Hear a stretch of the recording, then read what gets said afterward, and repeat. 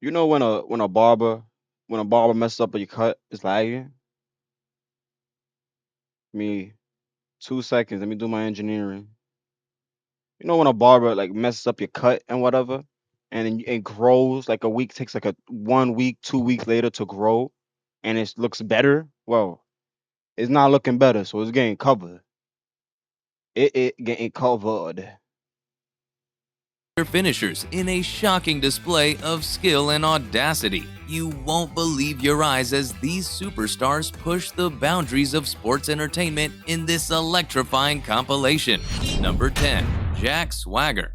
When WWE wanted to repackage Jack Swagger in 2013 in order to give him another crack at the main event scene, they looked to former WWE employee Kurt Angle for inspiration, at least not in terms of Swagger's moveset. Swagger began adopting Angle's ankle lock as a finisher, in addition to emphasizing his past as a mat-based wrestler, much like Angle. While Angle was not the first in WWE to employ the ankle lock as a finisher, nor does he have the technique patented, it's difficult not to believe WWE released the link before asking The ankle lock, the angle of the lock. Swagger to start utilizing it. Number 9. Ric Flair. Ric Flair's whole moveset and gimmick have been taken from the original Nature Boy, Buddy Rogers, in addition to the figure 4 leg lock. Flair was a 300-pounder working a strong brawler style before becoming the styling, profiling son of a gun we know today. On October 4th, 1970, When was the this? styling, profiling 300-pounder working a strong brawler style before 4 leg lock. Flair was a 300-pounder working a strong brawler Ric Flair was 300 pounds when? style before becoming the styling, profiling son of a gun we know today. On October 4th, 1975, all of that changed when he was involved in a terrible plane crash that nearly killed him. His back was shattered in 3 places as a result of the accident. As a result, Flair was forced to abandon the wrestling technique he was accustomed to. This led to him adopting Buddy Rogers' famous Nature Boy disguise and moveset, including the figure 4 developed by Rogers, which presented Flair with a less physically taxing but more showman-like offense to battle with. Flair's transition was completed when Rogers defeated So he was 300 pounds? I'm still stuck on that. in a match. Number 8. Shawn Michaels.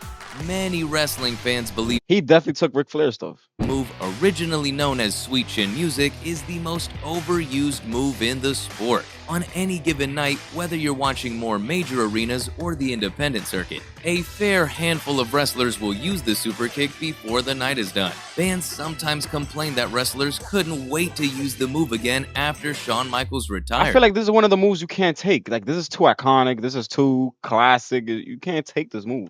But It's like an RKO or a Swanton Bomb, bro. You can't take those. who realized that Michaels never invented the maneuver. He only popularized it. The technique was invented by WCCW superstar Chris Adams in the 1970s, who brought it to wrestling from his judo experience. There it is. Back when he was new to singles competition, there it is. Michaels employed the technique as a forerunner to his true finisher, the teardrop suplex, as an homage to one of his boyhood favorites. Boom. However, as Michaels said on the Sam Roberts Boom. Wrestling podcast, Hap Patterson Yo, he was does it just like Shawn Michaels, bro. I mean, Shawn Michaels does it just like him, bro. who proposed to Michaels that he employ the super kick as a finisher, since it looked better. Number And it's 7. crazy because Michael started in the late 80s or so, bro. So it's like, when the fuck was that, bro?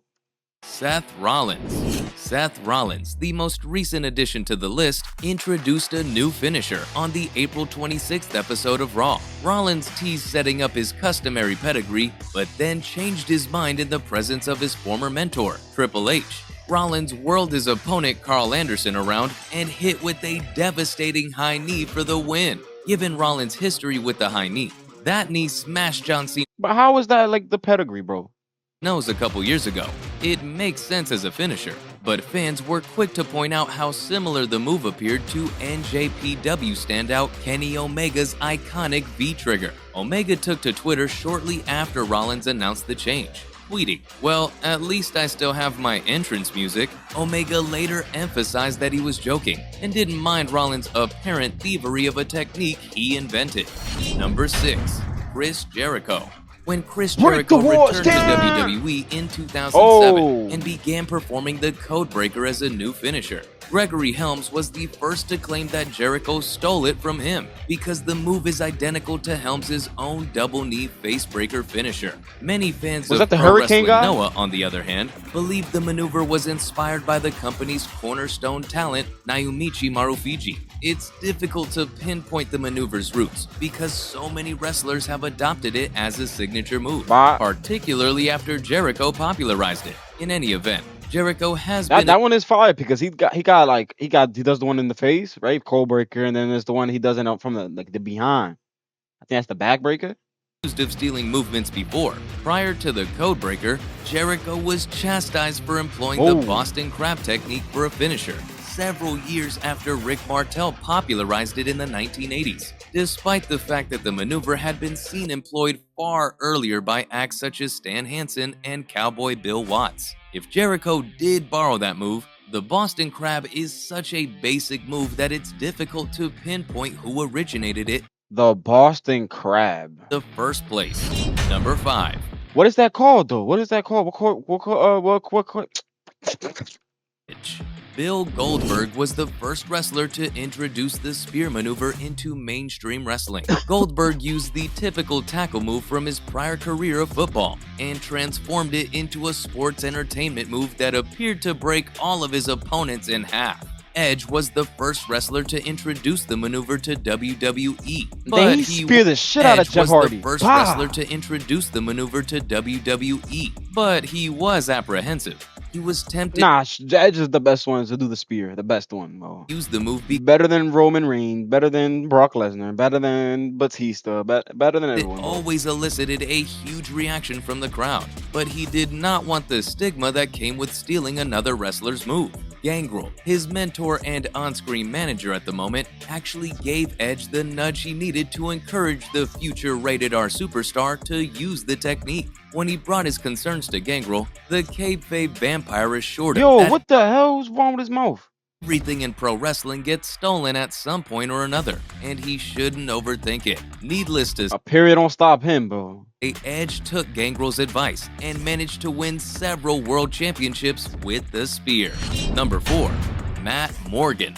In 2005, WWE was grooming Matt Morgan to be their next big thing. It was about a year after the departure of WWE's last next big thing, Brock Lesnar, that he was repackaged under a new stuttering gimmick. Lesnar had a minor history with Morgan before leaving the business. Morgan made his WWE debut in late 2003, and Paul Heyman handpicked him to join Lesnar's team in the 5-on-5 elimination match versus Team Angle at Survivor Series. Though Lesnar's team lost that night, Morgan and Lesnar continued their partnership in early 2004 by working side by side in regular tag matches. And then Lesnar was gone after WrestleMania 20. Morgan's new makeover into WWE's next top big man was completed when WWE instructed shit. Morgan to employ Lesnar's old F5 as his new finisher. Yo, that's the F5 on Big Show is crazy, bro. Didn't assist Morgan with the crowd. Perhaps the stuttering gimmick was the biggest entrance, and Morgan was released by the end of 2005. Bro, he did that shit on Big Show on the table, bro. The Lesnar announcing table. returned to WWE 7 years later, and the F5 Paul? was once again his signature move. Number 3. Bret Hart. There have been 2 significant controversies in the wrestling industry about the sharpshooter maneuver. The first is who, between Bret Hart and Sting, better locks in the sharpshooter. And the second is which of these 2 Hall of Famers accomplished the maneuver first. With the first, it's all a matter Yo, of opinion. that's submission hold like that's the worst one to take, bro. Albeit most of that opinion appears to favor Hart because of the way he cinches it every time. Concerning the second, the misconception stems from the fact that both celebrities began doing the move around the same time, in the late 1980s and early 1990s. However, Sting performed the move before Bret Hart. Knowing this has led many fans to accuse Hart of stealing Sting's move. Technically, that is correct, even if Sting never designed the move in the first place. According to Hart's autobiography, Pat Patterson approached him during his first major singles campaign and asked if he could attempt the Scorpion Deathlock. Conan, who taught the move to Hart, was the only wrestler in the locker room who knew how to do it at the time. The sharpshooter, based on Hart's Hitman moniker, finishing was patented as a result, and the Hart family has been connected with the technique ever since. Number 2. Eddie Guerrero. Eddie It's a Guerrero fire. has This been this is a fire lineup. This has been a fire lineup. This whole video. I'm not gonna lie. so thoroughly ingrained in the history of the frog splash that many people believe he Oh, originated the finishing. While this Eddie Guerrero was a fraud. Nah, I'm joking. R.I.P.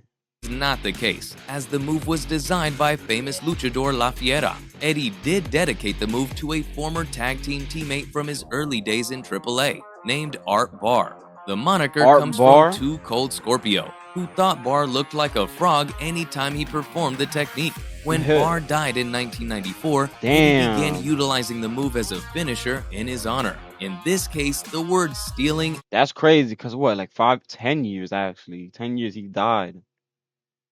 R.I.P. Bro. clearly They say he was the hardest worker in WWE history. The hardest worker. Cared and shit. one. A more appropriate expression would be Took like the scripts more serious.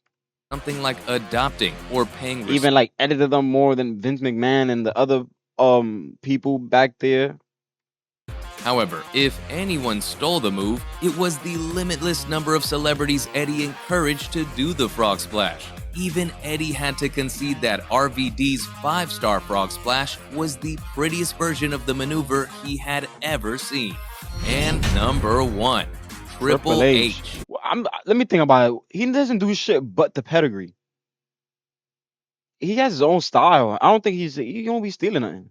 Everyone identifies the pedigree with Triple H's finisher. While the double underhook facebuster was not novel in wrestling prior to Trips' invention, he did invent the pedigree form of the double underhook facebuster. However, when he was originally trying to find his footing in WWE as Hunter Hearst Helmsley, he had a totally different ending. The pedigree pandemonium, a cutter, was the eventual 14-time world Yo, champion. he went from this fancy horse rider polo guy to the game, like a gangster saying "suck it." And, yo, what? Like you just gotta keep finding yourself. That's all it is, bro. That's a message to the world, bro.